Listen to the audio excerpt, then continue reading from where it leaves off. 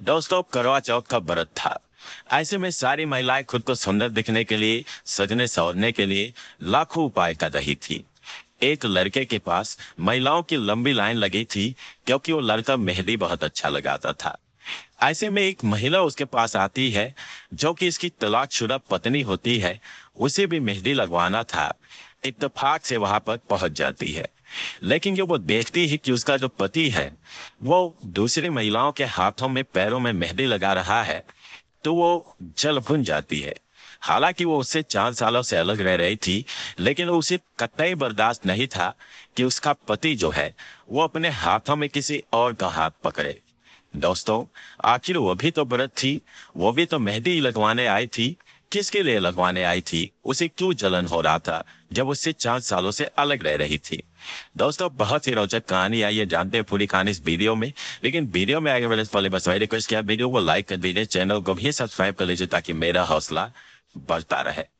और दोस्तों, सुबह मेहंदी लगा रहा था। छाया उसको देख रही थी और देखते देखते वो पिछली यादों में खो जाती है कि कैसे वो दोनों मिले थे, कैसे उन दोनों में प्यार हुआ, रोमांस हुआ, शादी हुई और उसके बाद कैसे वो दोनों अलग हो गए। दोस्तों, एक कहानी है दिल्ली के जहांगीरपुरी की। एक लड़का जिसका नाम शुभम होता है, वो जो है एक यूनिसेक्स सैलून में काम करता था। दोस्तों, यूनिसेक्स सैलून का मतलब होता है ऐसा सैलून जहाँ पर औरतों के भी बाल काटे जाते हैं और पुरुषों के भी बाल काटे जाते हैं। तो एक ऐसे सैलून में वो काम कर रहा था और एक अच्छा हेयर स्टाइलिस्ट होता है, उसका नाम होता है। तो वहीं पर एक लड़की हमेशा बाल कटवाने आती थी जिसका नाम छाया होता है। दोस्तों, वो कहीं पर जॉब करती थी, अपने माता पिता के साथ दिल्ली में ही रहती थी। तो वो आते जाते महीने 2 महीने में उस सैलून में आ जाती थी और उसे शुभम से ही अपने बाल कटवाती थी, क्योंकि शुभम जो है वो एक बहुत ही अच्छा हेयर स्टाइलिस्ट था। एक दिन जब वो आती है, कुर्सी पर बैठती है, तो वो उसके बालों को छूते हुए कहता है कि तुम्हारा बाल काटने का मन नहीं करता? तो कहती है, क्यों, मैं पैसे नहीं देती क्या? तो वो कहता है, नहीं, ऐसी बात नहीं है। दरअसल जी करता है कि ऐसे जोकों के साथ खेलूं, इसको सजाता संवारता रहूं। अब दोस्तों, जब वो ये कहता है, तो जो उसके सामने शीशा लगा था, उस शीशे में वो दोनों एक दूसरे को देखते हैं। शुभम तो डर जाता है, लेकिन जब छाया मुस्कुरा देती है, कहती है, अच्छा जी, तो ऐसे ही तुम करते हो, लोगों के जोकों से खेलते हो? तो कहते हैं, नहीं नहीं, ऐसी बात नहीं है। हमारे जो ग्राहक है हमारे लिए देवता समान है। सबके लिए जो है मेरे मन में एक ख्याल नहीं आता। तो बोली, क्यों, मेरे लिए तुम्हारे मन में दूसरा ख्याल आता है? तो वो डर जाता है, कहता है, नहीं नहीं, ऐसी बात नहीं है। फिर छाया मुस्कुरा देती है, कहती, डरने वाली बात नहीं है। इतना तो मैं समझती ही हूँ कि सामने वाला मेरे बारे में क्या सोचता है। तो तुम ही क्या सोचते हो मुझे भली भांति पता है, लेकिन खैर मुझे अच्छा लगता है। अब दोस्तों, इस तरीके से दोनों में बातें शुरू होती है, लेकिन उसके बाद दोनों में प्यार हो जाता है और शादी हो जाती है। शादी होने के बाद दोस्तों, जो छाया थी वो अपना जॉब करती है, लेकिन वो चाहती थी कि जो शुभम है वो अपना सैलून वाला काम छोड़ दे, क्योंकि वो नहीं चाहती थी कि वो किसी महिला के बाल संवारे, काटे, उसको छुए। तो इसके लिए छाया जो है उसको उस सैलून का काम छोड़ने के लिए कहती है। लेकिन वो कहता है, यार, मैंने तो और कोई काम सीखा ही नहीं है, इससे मैं 1000-1200 रुपए कमा लेता हूँ, अब कहाँ इतने आराम का काम मिलेगा, और तुम ऐसा भला क्यों सोचती हो? तो बोलती है, नहीं, तुम्हें यह काम छोड़ना पड़ेगा। अब दोपहर में दोस्तों दोनों में कहा सुनी हो जाती है। तो जो शुभम होता है कहता है, कोई बात नहीं, मैं काम छोड़ दूंगा, मुझे घर पे बिठा के खिलाओ, क्या करोगी? तुम तो जॉब करती ही हो, मैंने तो तुमसे कभी सवाल जवाब नहीं किया तुम्हारे नौकरी के बारे में। तो उसने कहा, मैं तुम्हारी जैसी थोड़ी हूँ, मैं गर्ल्स हॉस्टल में काम करती हूँ। दोस्तों, उसका काम जो है एक गर्ल्स हॉस्टल में कंप्यूटर ऑपरेटर का था, डाटा एंट्री का था। तो यही सब काम वो करते थे। वो कहती है कि मैं तुम्हारे जैसे नहीं हूँ। अब ऐसे जो है कहा सुनी हो जाती है, बातें बिगड़ जाती है। लेकिन जो है वो शुभम चाहता था कि जो है उनकी शादी बरकरार रहे, तो क्योंकि दोनों एक दूसरे को बहुत प्यार करते थे, इसीलिए उसने वो काम छोड़ दिया। और उसके बाद वो घर पर रहने लगा। अब दोस्तों वो घर पर रहने लगा, लेकिन उसके बहुत सारे ऐसे कस्टमर थे, ऐसी महिलाएं कस्टमर थी जिनके पास शुभम का नंबर होता है। अब वो उसे कॉल करने लगती है कि भैया तुम्हें ही मेरे बालों के बारे में पता है, मैं कौन सा स्टाइल बनवाती हूँ, और पार्टी में जाना है, तुम क्यों जॉब छोड़ दिए, और तुम ही एक थे। इस तरीके से बातें करती है तो वो भी परेशान हो जाता है। वो कहती है भैया कितने भी पैसे ले लो, बस आके मेरे बाल ठीक कर जाओ। तो वो सोचता है क्या करूं। फिर उसने सोचा अच्छा ठीक है, देखो ऐसी ऐसी बात है, तो किसी को पता ना चले, मैं तुम्हारे घर पे ही आऊंगा और तुम्हारे बाल काट दूंगा। तो कहती है कोई बात नहीं। ज्यादातर औरतें ये भी कहती है भैया तुम दिल्ली में रह के ऐसी लड़की से क्यों शादी कर ले जो इस तरीके से सोचती है तुम्हारे बारे में। और कोई कोई कहते हैं कि भाई तुम मजाकिया बहुत हो और हंसी मजाक करते हो, शायद उसने देख लिया होगा इसीलिए तुम्हें इस काम के लिए मना कर रही थी। कोई बात नहीं, तुम जो है आ जाओ और हमारा काम कर जाओ, जो पैसा होगा तुम्हें मिल जाएगा, किसी को पता भी नहीं चलेगा। अब दोस्तों फिर वो इस तरीके से, जब उसकी बीवी जो है जो छाया थी वो काम पर चली जाती, तो जाता और किसी किसी महिलाओं के भाव काट देता, उसके बाद चला आता। लेकिन धीरे धीरे ये बात भी जो है, क्योंकि बहुत सारे बाल घर में भी आ जाते थे, चिपकते, और किसी भी तरीकों से जो है वो छाया को पता चल गया। जब उसको पता चल गया तो बोलती है कि देखो यही है तुम्हारा असली रूप, तुम उनकी घर तक भी जाने लगे, इस तरीके से तुमसे रहा नहीं जा रहा है किसी दूसरी औरत के बिना। अब बस इससे बात और बढ़ जाती है, और अंततः 2 साल साथ में रहने के बाद दोनों जो है अलग होने का फैसला करते हैं। अब दोनों अलग हो जाते हैं, हमेशा के लिए रिश्ता खत्म हो जाता है। जो शुभन था वो फिर से वही सैलून वाला काम चालू कर देता है, और जो छाया थी वो अपना जो जॉब कर रही थी वही जॉब करती है। लेकिन अब शुभम का मन उस सैलून में लगता नहीं था, क्योंकि वहां पर हमेशा उसे छाया की याद आती थी, छाया से वो बहुत प्यार करता था, इसीलिए वो काम भी वो छोड़ देता है। काम छोड़ने के बाद दोस्तों उनकी शादी जो है वो 2017 में हुई थी। 2019 में दोनों अलग हो जाते हैं। वो काम छोड़ देता है, उसके बाद जो है वो थोड़ा बहुत मेहंदी लगा लेता था। अब दोस्तों उसके बाद जो है लॉकडाउन आ जाता है, तो उसमें जो है और वो मेहंदी लगाना सीखता है मोबाइल से ही, यूट्यूब देख देख करके। तो कोई भी काम जो है महिलाओं वाला वो बहुत जल्दी सीख जाता था, शायद ऊपर वाले ने उसको महिलाओं के काम के लिए ही बनाया था। अब दोस्तों वो औरतों के हाथ में मेहंदी लगाने लगता है दिल्ली की करोल बाग मार्केट में। वहां पर भी उसका अच्छा खासा नाम हो जाता है, क्योंकि उसकी बेहतरीन डिजाइन, फिनिशिंग और क्लियरिटी, ये सब देखते हुए जो है उसके हजारों जो महिलाएं थी उसकी ग्राहक बन जाती है। रेगुलर जो है उससे मेहंदी लगवाया करती थी। अब उससे भी रोज वो 2,000 2,500 रुपए कमा लेता था। अब दोस्तों करवा चौथ का व्रत आ जाता है, और करवा चौथ में जैसा कि आप लोग जानते हैं कि महिलाएं सस्ती है, सवरती है, मेहंदी तो जरूर लगवाती है। तो ऐसे में हर मेहंदी लगाने के वालों के पास लंबी लंबी भीड़ लग जाती है। तो शुभम के पास जो है बहुत ज्यादा भीड़ थी। वो 2-3 दिन से मेहंदी लगाने में लगा था, बकायदा अपॉइंटमेंट ले लेकर। अब वहां पर 10 महिलाएं कम से कम बैठी थी, और वो एक औरत जो थी उसके हाथों में मेहंदी लगा करके उसके पैरों में मेहंदी लगा रहा था। दोस्तों तभी जो है उसकी एक सहेली थी छाया की, वो जहांगीरपुरी में उससे कहती है कि यार मेहंदी लगाने के लिए चलो करोल बाग चलते हैं, वहां पर अच्छे डिजाइनर बैठे रहते हैं। अब दोस्तों छाया के भी मन में बैठ जाता है, वो कहती है चल ठीक है करोल बाग ही चलते हैं। दोस्तों उसने भी व्रत रख रखा था, उसकी सहेली ने भी व्रत रखा हुआ था।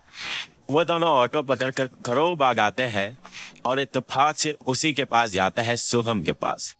अब जैसे ही शुभम के पास जाता है तो शुभम को जब वो देखती है, वो एक मैडम के हाथ में मेहंदी लगाकर उनके पैरों में मेहंदी लगा रहा था, और शुभम को वो देखती है, शुभम उसको देखता है, तो दोनों तो हैरान रह जाते हैं। 4 सालों बाद दोनों एक दूसरे को पहली बार देख रहे थे 2023 में। अब दोस्तों उसके बाद जो है वो कभी इस महिला के पैरों को देखती, कभी उसके हाथों को देखती, कभी इसके चेहरे को देखती। शुभम जो है हालांकि इतने दिनों से अलग रह रहा था, लेकिन उसे पता था कि क्या सोच रही होगी। उसे ऐसे लगा कि जैसे वो कोई चोरी करते हुए पकड़ा गया हो अपनी बीबी के सामने। अब दोस्तों वो जो है शक पकड़ा जाता है। फिर उन महिला से जो है जो घुटनों तक अपना सारी समेट के रखी हुई थी, पैरों में मेहंदी लगवा रही थी, उनसे कहता है कि मैडम आप जो है थोड़ा साड़ी नीचे कर लीजिए। अब तो इस पर मैडम कहती है क्यों भैया, अगर मेरे साड़ी में मेहंदी लग गया, मेरा पेटीकोट खराब हो गया, तो तुम क्या धोओगे? और मेरे मेहंदी की डिजाइन खराब हो जाएगी, तुम ऐसा क्यों कह रहे हो? तुम्हें शर्म आ रही है क्या? अब सारी औरतें जो है वो हंसने लगती हैं जो भी वहां पर बैठी थी। तो एक कहती है कि इससे पहले तो तुम कभी नहीं बोले, इससे भी ऊपर ऊपर तक मेहंदी लगाए हो, आज इस तरीके से क्यों बोल रहे हो? कोई करवा चौथ का व्रत तो नहीं रखे हो तुम? आज ज्यादा पत्नी व्रता बन रहे हो। अब दोस्तों इस बात पर और औरतें ठाके मारकर हंसने लगती है, लेकिन अब उन लोगों को क्या पता कि उसके ऊपर क्या बीत रही थी। सामने जो है वो छाया खड़ी थी, उसकी सहेली खड़ी थी।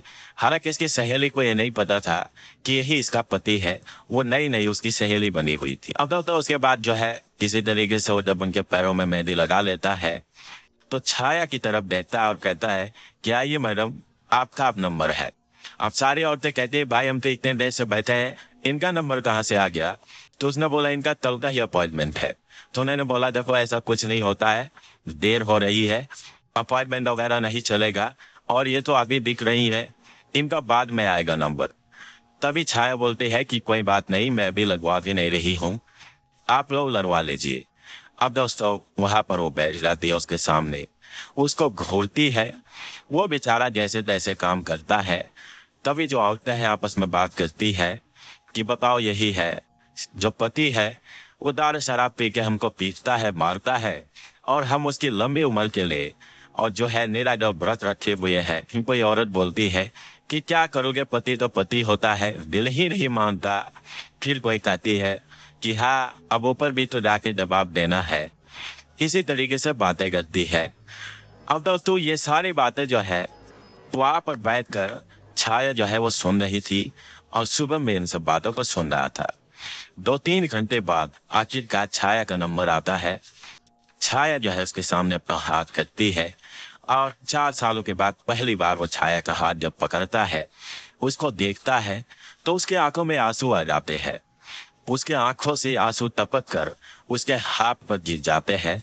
दोस्तों छाया का भी यही हाल होता है, उसकी भी आंखों में आंसू आ जाते हैं। वो तो जोर जोर से रोना चाहती थी, लेकिन वहां पर लोगों की भीड़ थी, इसीलिए रो भी नहीं सकती थी। फिर उसने कहा कि आखिर तुम जैसे थे वैसे ही हो, आखिर तुमने औरतों का साथ छोड़ा नहीं।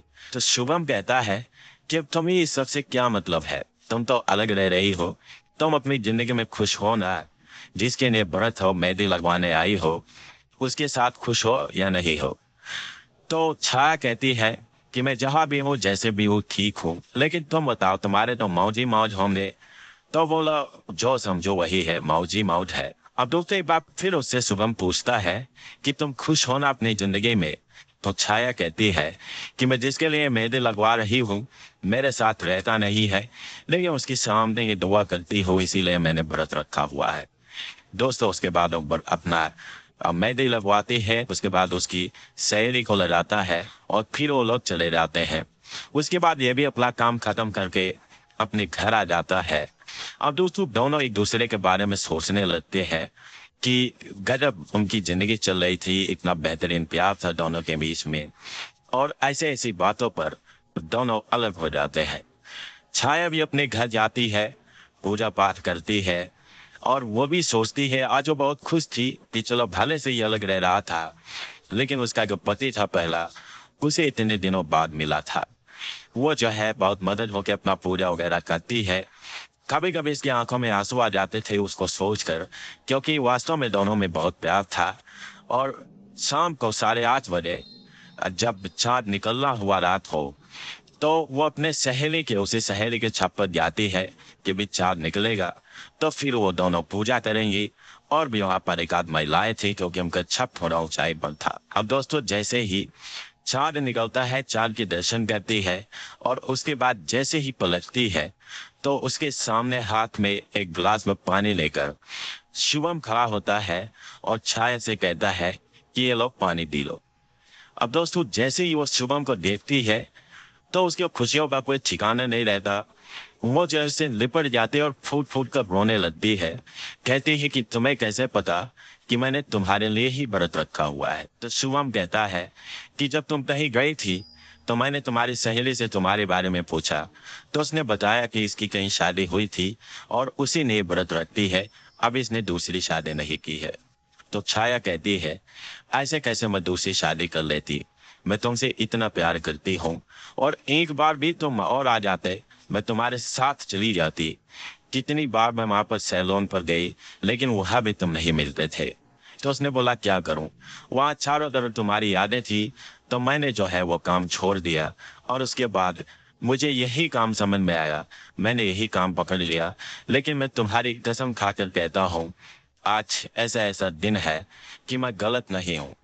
दोस्तों उसके बाद फिर वो उससे लिपट के उसे कस के पकड़ लेती है और फिर उसके बाद छाया और शुभम एक साथ रहने लगते हैं और आगे बहुत खुशहाल जिंदगी जी रहे हैं। लेकिन दोस्तों छाया जो है वो अपना वही जॉब करती है और शुभम क्या करता है, आप खुद अंदाजा लगाइए और कमेंट करके जरूर बताइए वो क्या काम करता है। जब बहुत सारे कमेंट हो जाएंगे तब मैं आपको बताऊंगा कि आज के डेट में वो क्या कर रहा है। तो दोस्तों ये रही कहानी, आपको अच्छी लगी हो तो लाइक नहीं किया तो लाइक कर दीजिए और चैनल को सब्सक्राइब कर लीजिए। फिर मिलेंगे अगले वीडियो में, तब तक के लिए जय हिंद।